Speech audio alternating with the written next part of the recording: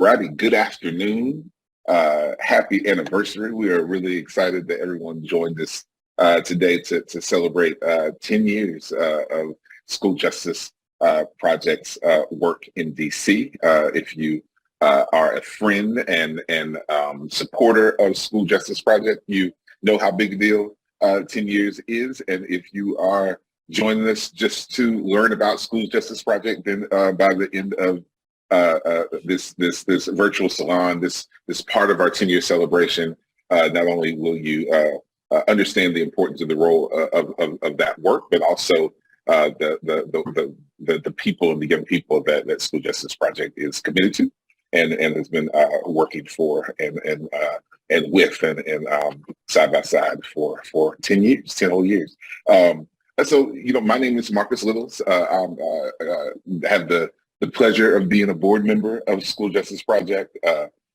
In my day job, I'm a senior partner of an organization called Frontline Solutions. And the purpose of this salon, in addition to celebrating, is really to reflect on and raise awareness around the landscape of services and supports for court-involved students with disabilities. And why, and also reflect on and celebrate why the work of School Justice Project plays a vital role for these students in Washington, D.C. We have a great set of folk who said to be a part of this conversation. A part of the strength of School Justice Project is the strength of its partnerships and relationships. And we're really grateful that when we made a call, everyone said, yes, I'd love to be a part of this conversation. Yes, in their commitment to SJP, but also because their commitment to the work and these young people that you'll hear from everyone very clearly. And so I'm going to invite each participant just to introduce yourselves, your name, your organization, and why do each of you have a specific, although in some cases not exclusive, right? But it's a specific focus on emerging adults as a population. And so I think it makes sense on the 10-year anniversary to start with Claire. And so how about you start, and then we'll go from there. Yes, thank you, Marcus. And we're really excited about this 10-year anniversary. My name is Claire Blumenson. I'm the executive director and co-founder of School Justice Project, or SJP. I think most people watching, like Marcus said, are probably somewhat familiar with SJP's work, but I'll just give a brief overview. So School Justice Project is a special education legal services organization that works with older court-involved students with disabilities.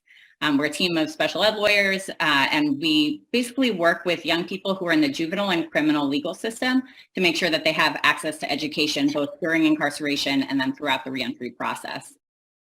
We work to simultaneously increase educational equity while reducing the use of mass incarceration. And we use sort of three intersecting strategies, and we have for the past 10 years. First, direct representation. Second, systemic advocacy and policy. And third, community outreach and legal training.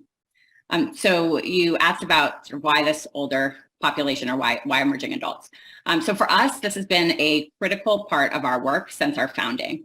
Under special education law, students who are ages 18 to 22 still have a right to a free, appropriate public education. And in fact, at age 18, the special education rights, which belong to the student's parent, actually inure to the student. So 18 is a particularly important time for that young person. But for students who are involved in the court system, it can be an even more vulnerable age, because in addition to sort of being in charge of their special education rights for the first time, they can also be involved in both the juvenile and criminal legal system, and also the child welfare system. So what that could look like is a 20-year-old who is simultaneously committed to the juvenile justice agency, the child welfare agency, has a pending criminal case, and is still a student and still has a right to education. And so often with sort of all of these agencies either charged with their care or just sort of involved in the mix, it can be really easy for that young person to fall through the cracks. And that can happen due to interagency communication gaps, or frankly, just systems that are often in conflict with one another. So despite older students who are in the court system having special education rights, what we see is that they often encounter significant and unique barriers to accessing them. And those issues, over time, they get compounded, right? So by age 18, that young person often has a history of academic failure and or educational neglect. And there are also just fewer programs that are specifically designed for that sort of 18, 19, 20-year-olds with special education needs. So, at SJP, we really believed that it was important to actually build a practice around the specific needs of this older student population. And SJP is the only organization in the country that's a special education legal services organization specifically dedicated to this emerging adult population.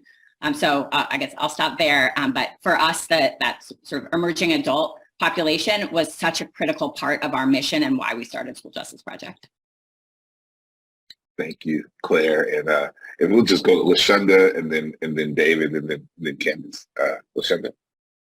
Thank you. I'm so excited for the conversation today and to celebrate the work of SJP. So my name is LaShunda Hill. I am Executive Director of an office in the Deputy Mayor of Education's office here in the District of Columbia called Students in the Care of D.C. And so our office specifically focuses on education and workforce development for young people, including young adults, who touch the district's child welfare system and its justice system. So that includes young people who are committed to DC's Juvenile Justice Agency, as well as young people and young adults who are at the DC jail under the custody of the Department of Corrections and also within the Bureau of Prisons. And so our work really focuses on a wide spectrum of young people who are system involved, but specifically for this conversation today, a lot of our work really does include, young people, young adults who require special education services, have, IEPs, have special needs. And we find that, particularly for young people, the need doesn't stop at 18, as Claire shared, right? And so a lot of our office's work is focused on how we can partner with, the Department of Corrections here in the district to ensure that young people, young adults are receiving the educational services that they need when they need them, both in terms of actual instructional quality, but also those non-instructional supports that we know young people, students, young adults need in order to really thrive and to provide them the resources while they're experiencing incarceration, but more importantly, to ensure those continuity of resources are extended to them when they re-enter the community. And so that's who I am and the work that we do at SCDC. Great. All right. Well, I'm David Domenici. I'm really glad to be on this call. I work with BreakFree Education. We try to improve education in juvenile justice and adult correctional facilities throughout the country. We focus, again, primarily with young people who are in the juvenile facilities, and then we have a very close overlap. We do our work in adult facilities almost exclusively works with young people up to the age of 22 or so, depending a little bit on state law.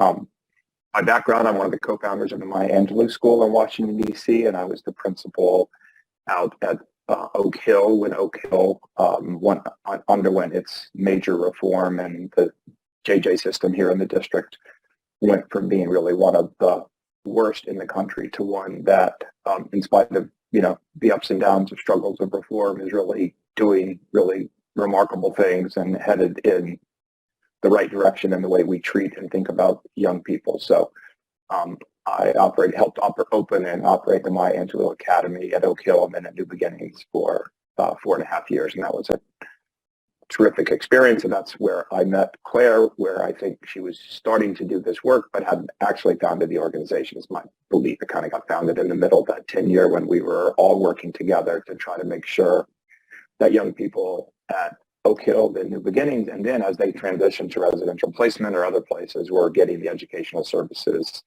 they needed. In short, why do we do this? Well, these kids really need it. I think for the most part, particularly Black kids of color between about the ages of 16 and their early 20s who are system involved are largely the most shunned, disregarded, forgotten people oftentimes that exist in America. They often, unfortunately, like Claire said, are involved in a number of systems, but they are out of the systems that we want them in. You know, 16-year-olds who are successful in the United States typically are successful in high school, and however that's defined. And when you're not successful in high school, you often find yourself in other systems that, although in theory are supposed to help you, oftentimes just put you on the wrong trajectory. 17, 18, 19-year-olds often are in college or community college or work part-time and in something like community college, and all of those, although they differ, tend to put you on some pathways that can allow for a life that is robust and meaningful, where you have a sense of agency and purpose. But when you are 19, 18, 20, 21, and you're locked up, you might be in a juvenile facility, you might be in an adult facility, you might sort of be a little too old for high school, but the facility you're at doesn't really have a good strategy to help you get educated, nor do they have a good strategy for you to get you in one of these sort of pipelines that oftentimes helps us, again, sort of get grounded and get kind of in the marketplace of potential jobs, the marketplace of adults who care and can provide you networking opportunities, the marketplace of employability skills. So I think it's really important for us to find ways to work with that sort of middle group, a little too old / not successful in high school, not really not right in the right place to sort of be in the workplace / post-secondary space, and they're locked up, and we got to do a lot better by them. So while they are locked up, they can get into one of these other systems that is designed to promote growth, achievement, and an adult life that's full of agency and meaning. So glad to be doing the work. Well, my name's Candice Jones, and I'm the president and CEO of the Public Welfare Foundation. Public Welfare Foundation is a national grant-making organization, which means we simply exist to give resources to other organizations that do good work. And it's our absolute pleasure that one of the organizations that we give resources to in the District of Columbia is the School Justice Project. Our privilege is that we get to work, alongside or behind such an extraordinary organization driving change. We focus particularly in our strategy in the district, but not exclusively in the district, on emerging adults as a group. And there are several reasons why we focus on emerging adults, not the least of which is because treating them well excludes other individuals that get caught up in the either youth justice or adult criminal justice system. But there's something unique about emerging adults, and I think both LaShunda, Claire, David started to talk about this. One of the first things that make emerging adults interesting group to really focus on in a targeted way is that there is a significant developmental research that says that focused interventions for them can be very effective and transform the trajectory of the rest of their lives. There are also sort of considerable reasons to focus on them because they're so early in their life and career that as a society, if we care about, the future growth of our workforce, about lost GDP, it makes a lot of sense. Another reason for us to all care about this population, and for us in particular as an institution, and I think David was starting to go here, but I'm going to walk down this road a little more, is that the criminal justice system in America was built on a tale of urban crime and violence. The thing that that tool that was used to sort of promulgate fear was essentially this fear of young Black and brown males. And so it's so important as we think about these systems, as we think about these issues, to focus really intentionally on how we can sit as a society with sort of grappling with all the ways we haven't funded schools, we haven't addressed special education needs, we haven't dealt with workforce needs of this specific population, and at the same time, want to sort of throw the brunt of a system of accountability and force at these same children and young adults. And so I think it's really important for us as we sort of do this broader work of justice reform to focus on this population, both because of all the issues about individually that I think it presents for progress, but frankly, because it helps us to undergird some of these fundamental tenets of the larger justice system. Thanks so much, Candice, and thanks so much to all of you. I mean, there's of course why we asked you to be a part of this conversation is the overlap in you all's both work and analysis and focus on a population that you all have all said in different ways that is kind of a population that has been systemically and historically disregarded. Right. And that has been, over a long period of time. Recently there was, or every year there's a survey around the state of the nonprofit sector that the independent sector does, or the health of the nonprofit sector. And it really looked at, the most recent one, which is usually about a year behind, looked at, volunteerism, right? The civic infrastructure and how from COVID, just the huge dip in volunteerism among everyone, right? In the country around, and it really is signaling, wider gaps or bigger gaps in the civic infrastructure that communities have always depended upon. Why you all targeting these populations is actually so more important, because if there's a gap in the civic infrastructure for all young people, it'll be sort of 3, 4, 5-fold for this historically disregarded population. And so just the critical, how critical you all's work is, but also by naming the population that no one else is focused on is really, really important.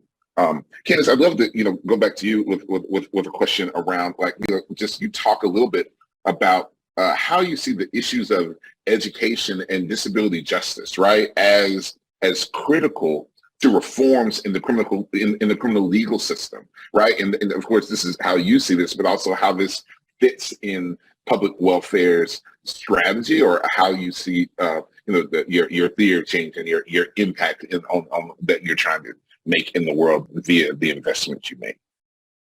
I think it's important, for the reasons that I've outlined, it's so important to focus on this group, both because there's robust research through the developmental research. In a previous life, I worked at MacArthur Foundation, and that was the foundation that sort of drove the development of the adolescent development research, on which we now have policy shaped Supreme Court cases. So we know that these youth, these young people, are still at a place in brain maturation where any risky behavior that they are engaged in is a natural it's sort of a natural state of adolescence, just like it is for any frat house on a college campus.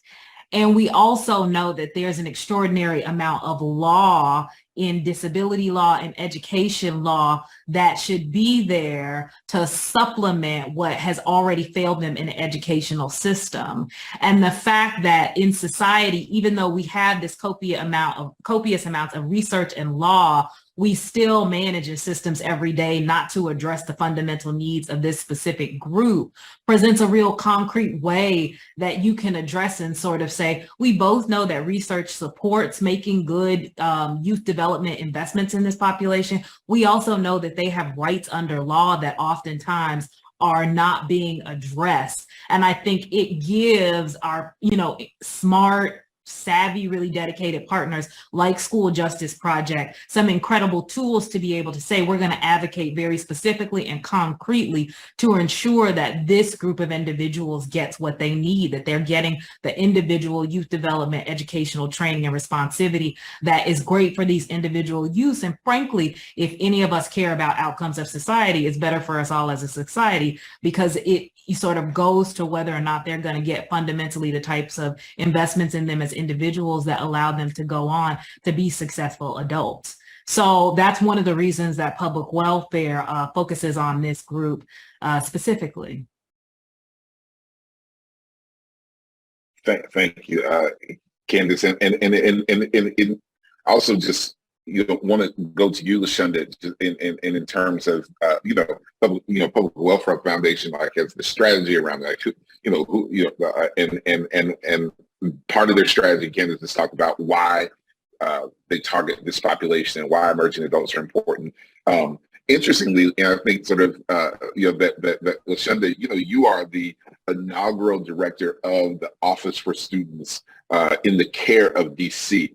And what's interesting about that to me, and I'd love you to talk about it a little bit more, but you run an office to serve a population in the education system that the system was not strategically designed to serve, right? And so and so you're a system, you're trying to impact the system while you're also trying to serve these young people. And so I really would love to hear how your office got created and how is it working to ensure access to education for court-involved students with disabilities. All right, let's do it. So, to start, it's part of why it's such a pleasure to celebrate, 10 years of the School Justice Project is that SJP under Claire's leadership is actually a critical reason why I have the job that I have and that this office actually exists.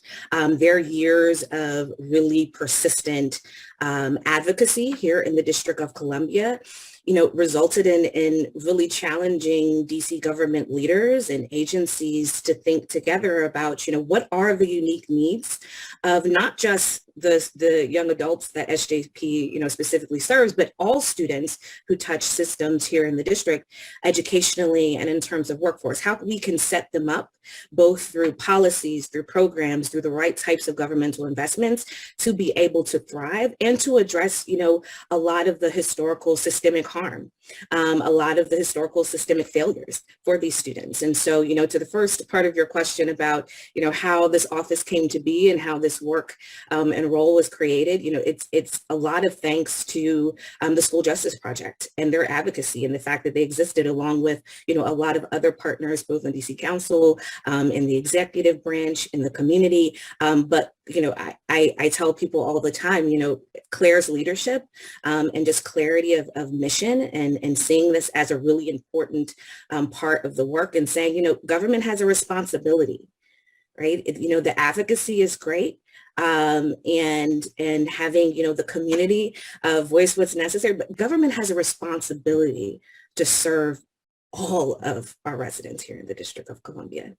And we particularly have a responsibility to serve well those individuals, young people, young adults, who, because of historical systemic failures and wrong turns, right, and inequities, find themselves involved in these systems in the first place and experience not just, sometimes the trauma and the harm that brought them to the justice system or brought them to the child welfare system, but the additional traumas that they endure once they become, involved in these systems.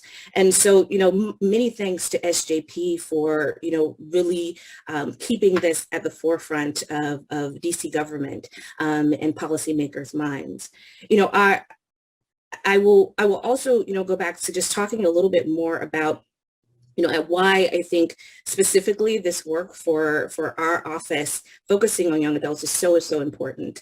As everyone has already shared, this is a population of students and of individuals who oftentimes have been pushed to the margins, right? We don't really have a focus on them. They're not young people. They're kind of not fully adults yet. We don't really know how to properly serve them. But what we do know is that it's both, there is a critical need at a critical time and has actually a critical impact, right?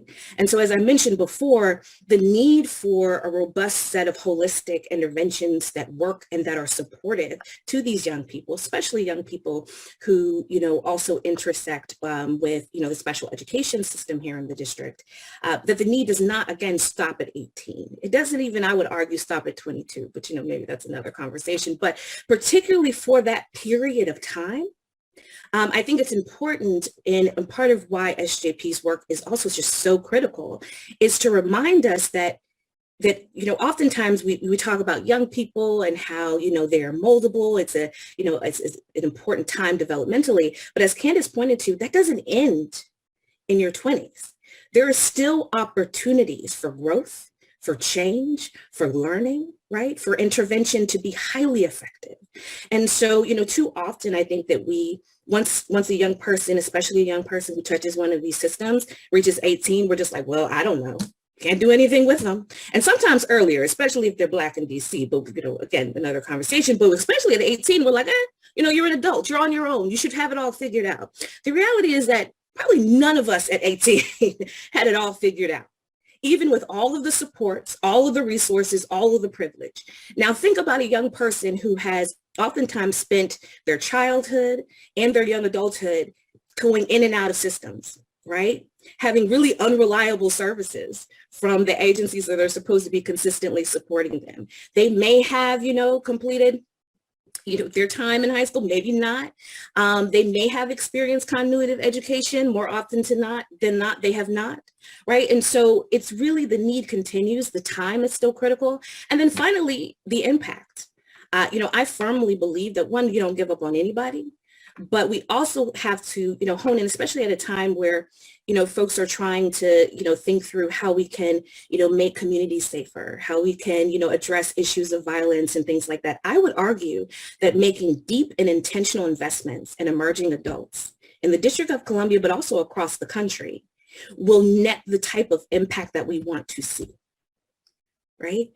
And that these young people at this very critical time with this critical need can have an outsized impact in achieving our larger goals as government, right? In terms of safety, in terms of ensuring that communities are thriving. But that requires us to really make those intentional investments and to see these young people at this period in their lives as a wealth of potential and promise. Like, this is actually worth our investment. And it's not just our, sort of bare bones legal responsibility because of federal law, but it also is it's a smart thing for government to do. And so, that is really the work of SEDC within DC government, is really bringing together all of the stakeholders who oftentimes, because just the way in which bureaucracy works, speak different languages, right? And have different priorities. They got different budgets, different focuses, but bringing them all together in combination with, partners like SJP and other community organizations and leaders and experts to really think about how we can address the needs of these young people as a part of a larger strategy for ensuring that every DC resident has opportunity and can thrive. And so, again, thanks to Claire for your leadership. Otherwise, our office wouldn't exist. We wouldn't be here. Thanks, LaShunda. But it also it's no small thing, and actually it's a gift to have someone with your background and your expertise and your vision and passion in that office, because that office could exist, but like without the right advocates in that office to do this work, that's really vital. And you talked about DC, right? And you talked about other parts of the country, and the front line, the folk who've been on the front line, advocates and organizers, and to serve court-involved young folk in DC. One of the names on that list is David, right? And David, you've been so close to that work, but then at the same time, like your work now is also looking at other jurisdictions, throughout the country. And so I'd love for you to talk some about some key correctional education issues that you're seeing, but also to what extent the issues facing court-involved students in DC, are they, I'm sure they're similar in some ways. Are they unique at all than students in other jurisdictions at all? Just love to hear some of your thoughts around that. Sure. Well, I think in some ways what we've been through and gotten accomplished in DC over the last 20 years is sort of really sets the standard for what can and should happen around the country.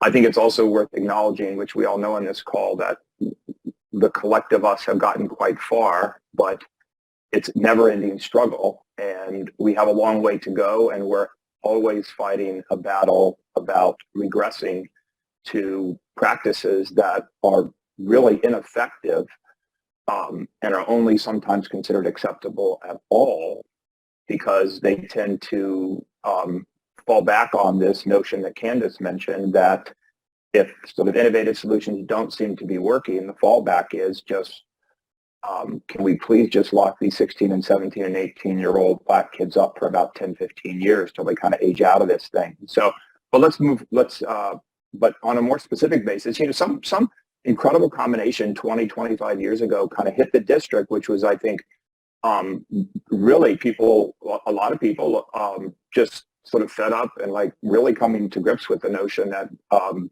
this is a city that has a large African-American population. This is a city that is starting to be governed by African-Americans. This is a city where it just is, how is it possible that we have this many African-American and other kids of color who were just getting failed by the public school system and ending up in a juvenile facility or juvenile system that prepares them for nothing other than an adult system. And through some sort of alignment of grassroots organizers, policy people, philanthropic community, some unique leaders coming onto the stage, these things kind of happen, right? And there was just this incredible movement, like, got to close Oak Hill, and we got the blueprint to close Oak Hill, and there were protests, and there were like people really pushing up and down the city council, and good or bad, maybe we had a lucky mayor here or there, maybe we had a court decree here or there, and and then not boom, but then through incredibly hard work, we got some real breakthroughs. And you closed one of the worst youth facilities in the country that used to have 200 kids at a time and built a model facility that has 40 or 50 kids at a time a few years later. And you started to really do some work. And then to some degree, we started to do what Claire and folks started saying, like, well, what's going on with the 17, 18, 19, 20-year-olds that, are not at New Beginnings and are kicked out of school and are stuck over at the DC jail or in out of placements, and how do we address them? What's going on there? So we try to kind of stagger these things or layer these things together, and you make some really great progress and you keep pushing. I would suggest that like the situation in New Orleans 10 years ago was kind of akin to DC 20 years ago. And I felt lucky to be in New Orleans a lot. And you just had a lot of people, like the jail is a cesspool, and it's just filled up with Black people from New Orleans, and they're literally dying, and they're stacked on top of each other. And the juvenile detention center is not a place where anybody should ever be. And you start kind of fighting. Somewhere along the way in the district, some people started saying that like real JJ reform requires significant reform of the way education is delivered inside of the facilities. You can't help a teenager get rehabilitated or rehabilitate himself if he comes in not being a reader and leaves being a not reader. In a certain sense, no matter what else you've done, you've basically failed the kid because he has to go back and be a reader. I mean, this is not 100% true, but basically. So I think, one of the things that's unique about DC, I think, is the push for a large-scale reform has been sort of accompanied by an acknowledgement that high-quality education needs to happen along with a reform of the juvenile, at least, or young adult criminal justice system. Otherwise, it is a little vacuous. It will stall because young people will develop a lot of skills, but they will not necessarily have what they need to do some basic stuff to be successful in high school, post-secondary, on the job. I'd mention one other thing, two other quick things, but we here are also just an example of like this doesn't just mean it works forever. We are right now dealing with a whole new revision to the criminal code being pushed by the mayor and some folks on city council and the feds, which are going to, not erase all of this, but there's some pretty backward steps in it, and it could have some real effect. You could end up quickly with someone saying, oh, we need to have 150 kids out of New Beginnings. We've got to build a new wing because they're stacked up at YSC. This stuff could really happen in the next 5 years if we don't push hard and get some wins. And I'd say that same thing could happen anywhere else in the country where you've kind of made your way up and you're feeling pretty good, but a couple things go wrong. And what has to go wrong? Some minor upticks in crime or perceived crime and crime in the wrong places, and legitimate neighborhoods feeling like they're just not safe. But the response, if we don't manage the response and get the right people, real challenges. I'd mention just one other thing that I think also we have to acknowledge here in the district. I think LaShunda talked about this, is the larger public education and what are the other systems doing in the District of Columbia today, right now. Research says that 8 ninth graders will graduate from college 10 years later. I said 8 out of 100 is what I said. And for anybody who's familiar with the district, if you think a little bit about students that end up at Banneker, School Without Walls, and Wilson, and one or two other places, you quickly know where the likely 8 of that 100 come from, plus or minus, which means it is reasonably conceivable that we have students attending multiple high schools in the District of Columbia right now today, that 10 years from now, none of which will make it through college. It also is likely that there's a very strong likelihood that there's almost zero young ninth grade African-American boy with significant special needs today in the District of Columbia public schools who would graduate college 10 years from now. And that's really tragic. So we need to think about both, how do we make our schools in these systems better, but we also need to think, how do we make our systems better generally? We cannot be a successful city. We cannot think that our African-American teenage boys are going to want to aspire to a life if the reality of their life is that absent radical change, 1 or 2 or 3 out of 100 Black kids growing up in a poor section of the District of Columbia will make it through a 4-year college in 10 years.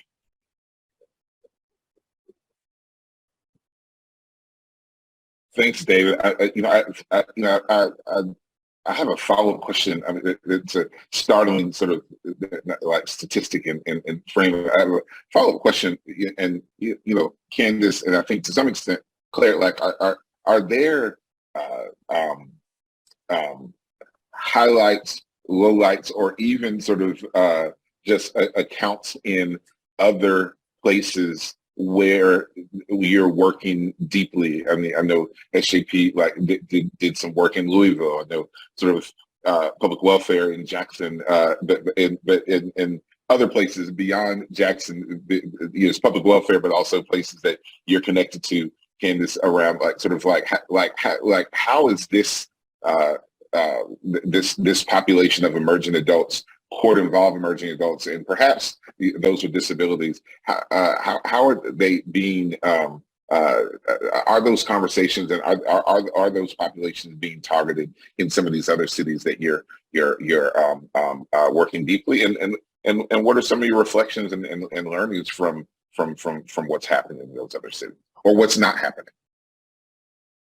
Yeah, I can take that first, Claire. The answer is yes. There are other places where folks are thinking about this population.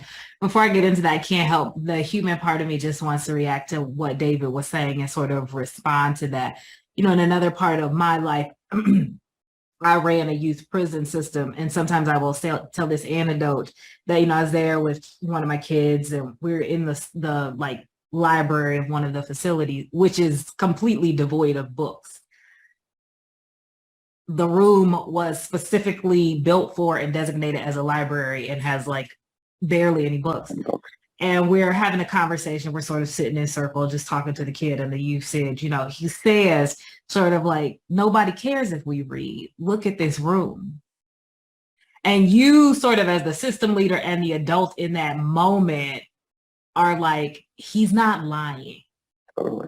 Right? And so what do you say? And I think what struck me about the point he was making is that I think sometimes what's so extraordinary, particularly in a district, about the youth, these Black and brown youth, is that the working assumption is that they're not intelligent enough to see that we don't care about their future. We're making societal choices that reflect that we don't believe they're going to graduate from college, that we believe they're on the express train to the DC jail, sort of all of these things, and sort of reflecting that in policy and investment and the choices we make about education programs and other systems every day. And I just couldn't, let you make that point and let it stand. On a more hopeful note, Marcus, we are seeing some things in other jurisdictions. DC is also a leader in this issue. Colorado is doing some great work on young adults. I don't know why my voice is going all of a sudden, is also doing some great work on young adults. They have a special adjudication for what they call youthful offenders in Colorado, which gets them fast tracked to a different systems process that's more about having a developmental approach, ensuring one that they're on a sentencing track that's going to return them to society, but while they're serving time, they're getting the educational sort of double down supports that we're talking about on this call and that SJP is constantly advocating for, as well as the other social emotional supports that you would want. They've been doing a lot of reform work in the last couple of years in the system and at policy-wise to improve and make that system more robust in Colorado.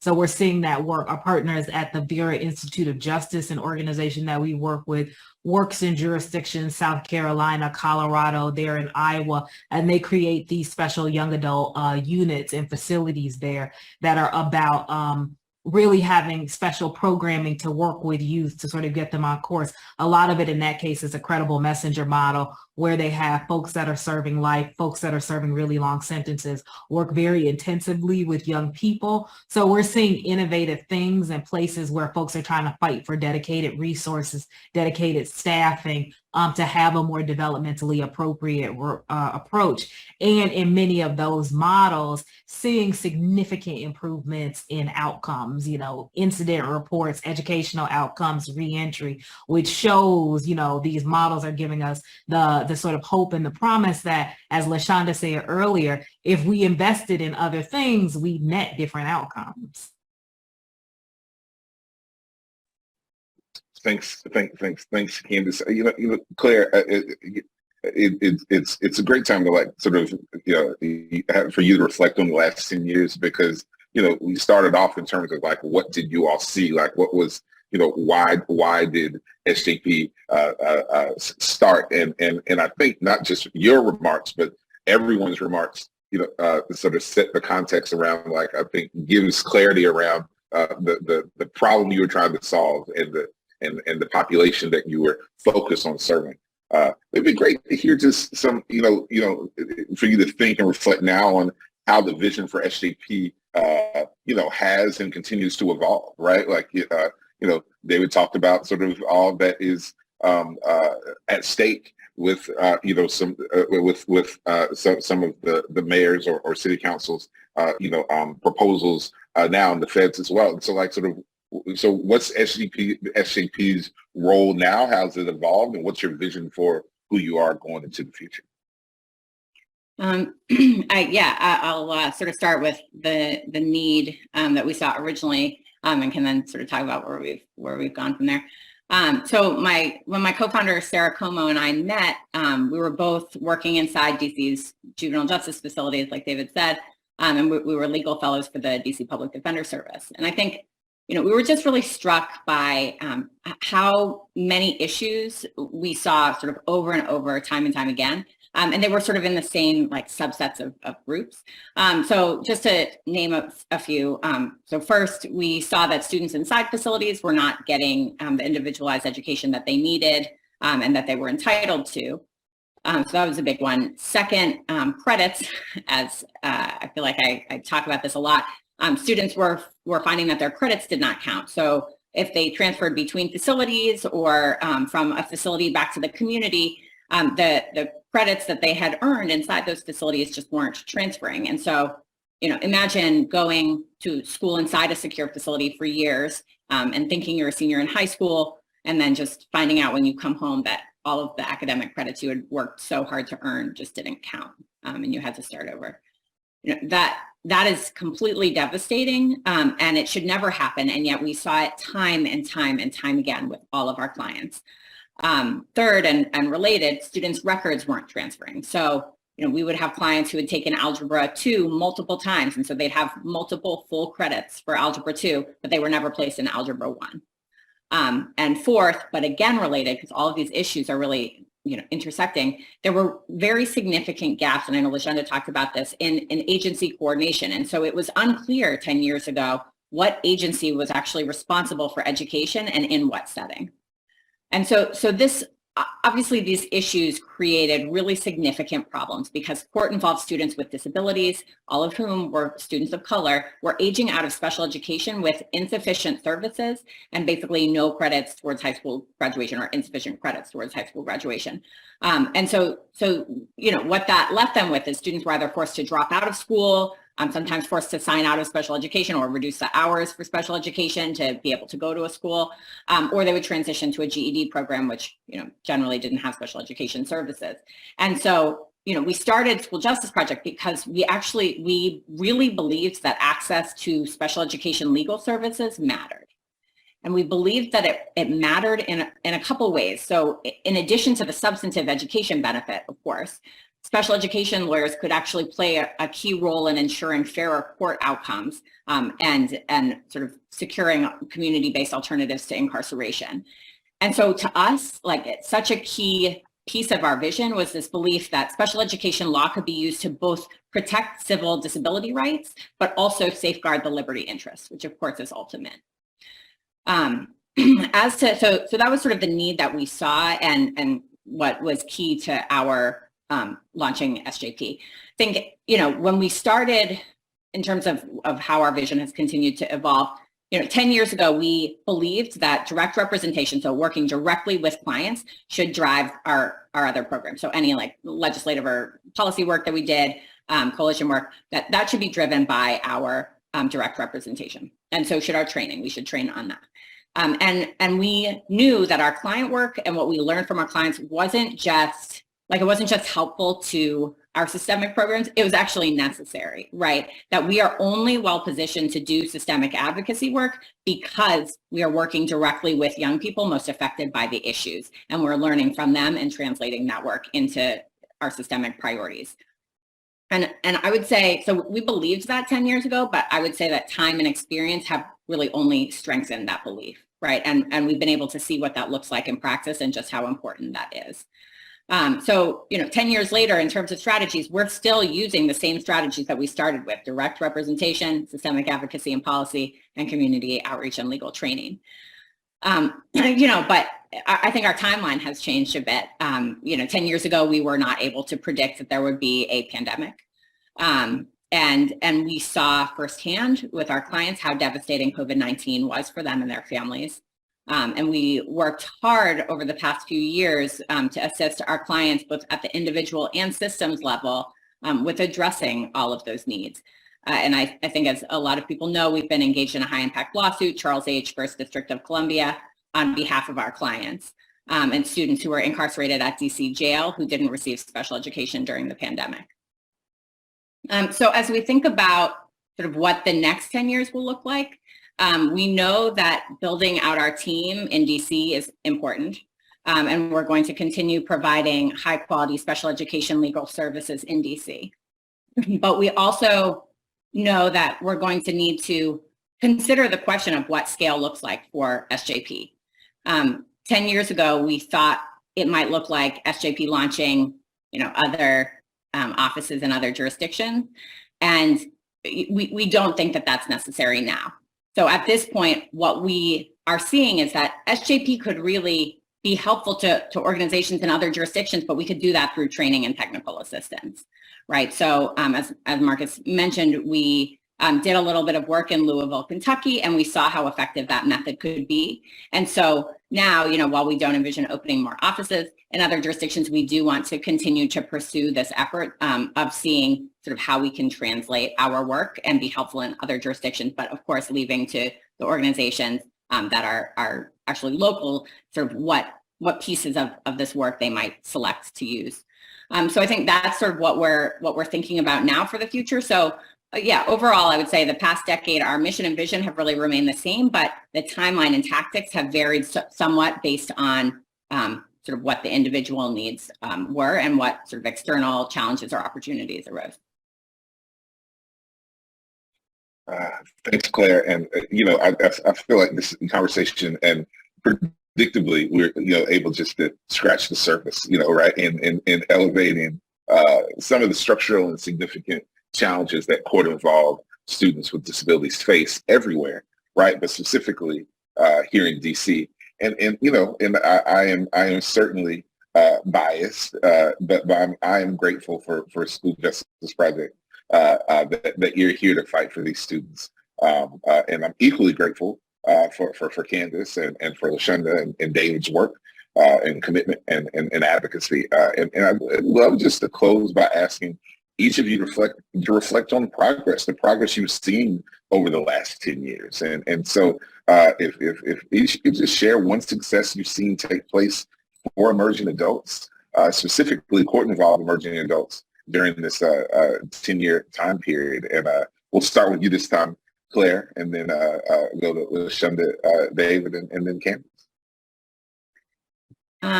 So I feel like this has sort of been touched on, but I would say, sort of stepping back for a minute, one larger overarching positive shift has been a broader understanding that there are distinct and pervasive education barriers that are facing court-involved students. And whether that, that can be due to a lot of things, whether it's due to lawsuits or legislation or complaints or other efforts, the fact remains that there's just a lot more attention around issues at the intersection of education and criminal law and disability justice.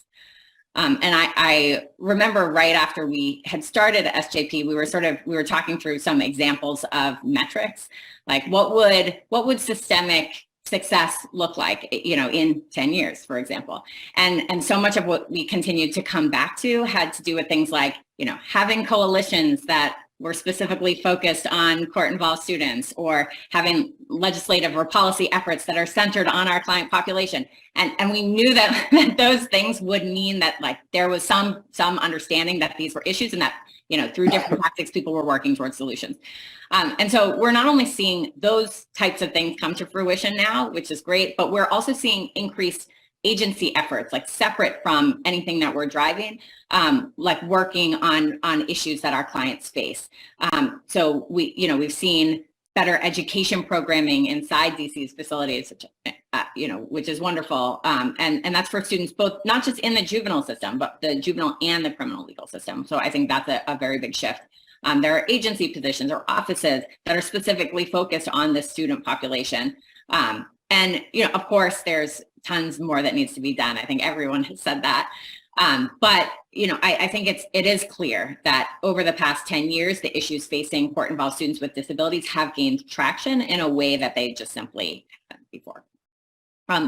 To one specific example I just want to highlight is the recent legislation that the DC Council passed last year that would create a special education court appointment panel in criminal court. And so this legislation is the first of its kind in the country. And it basically allows judges to appoint special education lawyers to young people who are in criminal proceedings. So in the same way how a young person would have a defense attorney at no cost to them, now that young person could have a special education attorney. And so even though DC already had something, a special education attorney appointment panel in family court, this is just another example of a gap for 18 to 22-year-olds, right? So an 18, 19, 20-year-old young person wouldn't be in family court anymore. So even if that option were to be available in family court, the young person who's 18, 19, or 20 could never actually get that special education attorney appointed. So this legislation closes that gap, right? And it will open up access to free special education lawyers to so many more students with disabilities. SJP recently received a grant to help the court launch that panel. And so we're looking forward to building that effort out. So, I think this is just one example. I think there are definitely other examples, but the legislation for us, the passage of it was a key marker of progress. And it sort of underscored this theme that both the issues and the solutions surrounding education barriers for court-involved students with disabilities really has come to the forefront over the past decade. That's amazing. LaShunda. Sure. So, I think that really looking back on the past decade and even couple decades to David's comment, especially here in the District of Columbia, and thank you to David and everyone who who've been working on this for, not just 10 years, but 20 years to get the district to where it is today. I think that really the success does lie in the fact that people are talking, specifically in government and district government, specifically about these students and specifically about this population. And though I think, again, we all agree that there is much work to be done in developing the right solutions at the right time, at the right scale, with the right level of investment here in the district. I am in far more conversations, even from when, SCDC first started, the office first opened, a few years back, where people are really focused in on this population of students, emerging adults with special needs. And so much of that is due to the work of SJP and their advocacy and their persistent push of us in government to be able to do this work and to focus on the student population. Because as I share with my colleagues, folks, nowadays, everybody's talking about equity, right? And fairness and justice. But if you don't start, equity is starting with making an outsized investment and putting a particular focus on the populations that have historically been underserved, right? Who have been at the brunt of the most systemic harm. And I don't think that you can get to that without focusing on this population. And so I think a lot of the success from district government is that people are talking about this a lot more. And I think the result of that is an acknowledgement that, especially here in the district, that there have been gaps. There's gaps in the law, there's gaps in implementation of what we're supposed to be providing these young people. And, now there are, I think, more coordinated efforts to be able to address those gaps through legislation, through statute, ensuring that, DC government agencies, all of the different players understand their roles and responsibilities to this student population.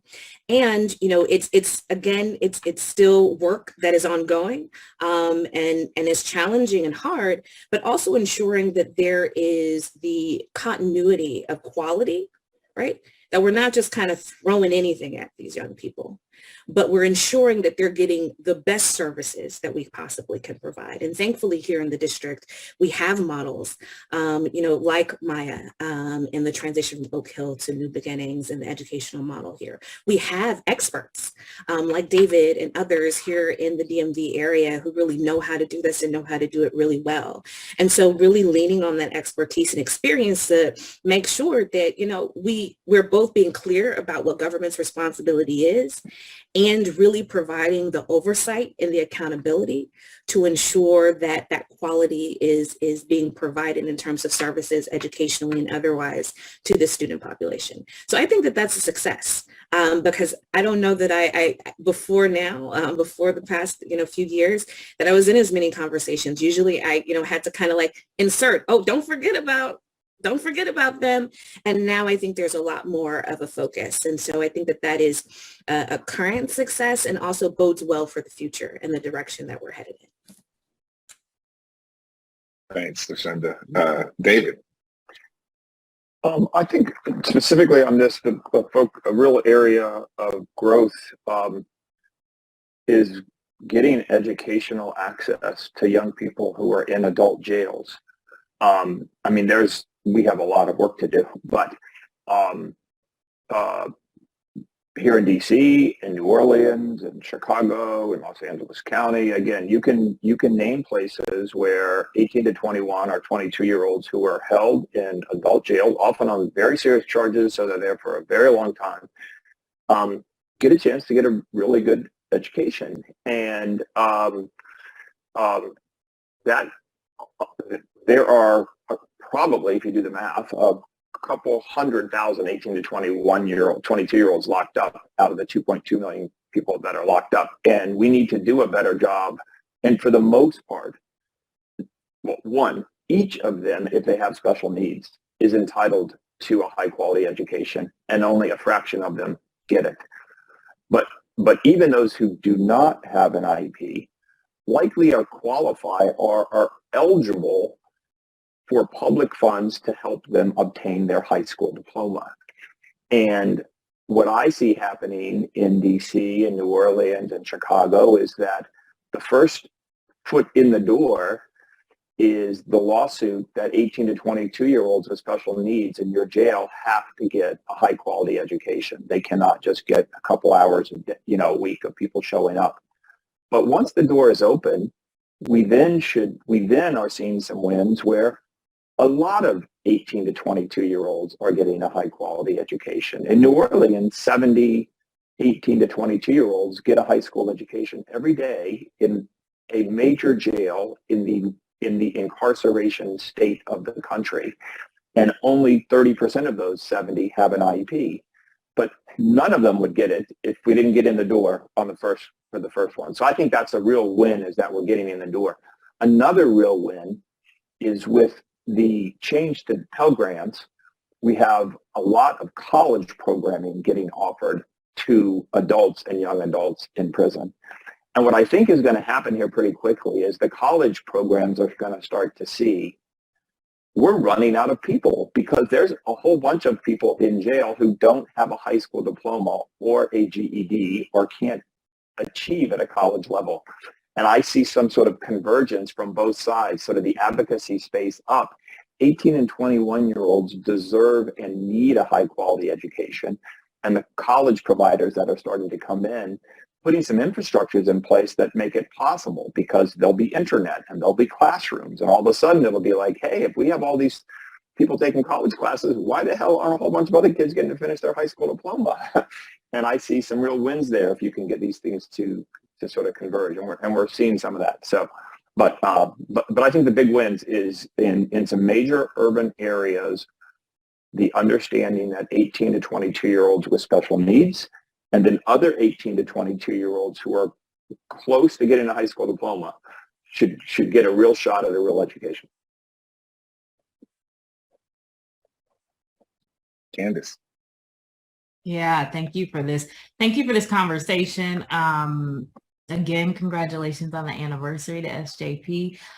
One of the things over the last 10 years that I think have changed significantly on the issue of emerging adults, significantly on the issue of justice reform, I think both LaShunda and David hit on it, Claire hit on it well, is the popular understanding of these systems, which I think is really important. I love the way Claire set it up. She's like, I don't know if it's the law. I don't know if it's the, I don't know if it's just magic. Maybe it's these incredible organizations like SJP making, advocating for these laws and policy changes, advocating for these governmental and systemic changes. But they have started to usher in what is, I think, important for organizations working in justice reform and their understanding of how important emerging adults are. I think that has led to government institutions having a broader and more significant understanding of the import of this issue. But I think most importantly, we're seeing this shift in society where I think people's questioning and popular understanding of our justice systems, their fundamental fairness, and what we should be demanding as a society are shifting. And that's incredibly important. That last shift arms those first two groups incredibly with the ability to continue to advocate and advance these issues on behalf of the groups that they're working on. And I think that is one of the most significant shifts we're seeing, and the one that really will carry us into the future. And for that, I am deeply grateful to Claire, to Sarah, to the SJP team for the work that they're doing, for the coalitions, Thrive Under 25, and the different groups that they work with in the district, and also as a model for the nation. So I just thank you guys so much. I want to help you celebrate your anniversary and just remind you that we stand with you for all the incredible work that isn't just the magic making of air, but that literally that have been the tireless hands of organizations like yours. Well, thank you, Candice, LaShunda, and David for being partners and for joining this conversation. Thank you, Claire and Sarah and the entire SJP staff and your the SJP board and all of the partners. And thanks everyone who joined us for this conversation. We want to make sure we invite folks to continue to celebrate with us, particularly those who are in the DC area. We have a happy hour tonight. From 4:30 to 7:30 at Sally's U Street Tavern. And so come and celebrate it a different way than these important and rich and sometimes heavy conversations. We'd love to see you. And folks, just, we'd love you to stay connected to School Justice Project. You can check out our website at sjpdc.org. Get involved, make a donation, or we will figure out a way for you to support us and work with us in some way, shape, or form. And so we're really excited and appreciative to be in community with you today. Thanks, everyone. This was amazing, and have an amazing day. Hi, everybody. Thank you.